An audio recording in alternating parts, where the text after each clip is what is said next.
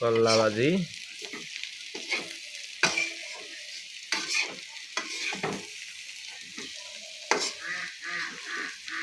করলা ভাজি কিন্তু অনেক সুস্বাদু একটা সবজি, যদিও তিতো হয়, এর গুণাগুণ অনেক ভালো।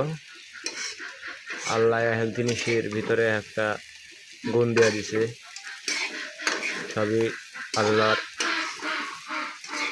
নিয়ামত। শুকনা মরিচ বাজবি?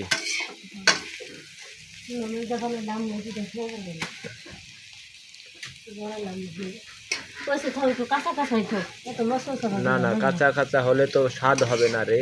না হইব না, তো এত স্বাদ কেন না? কি বলে রে খাচ্ছনিতে? কাঁচা কাঁচা ভাজাই খাই। খাচ্ছনিতে কি বলে রে?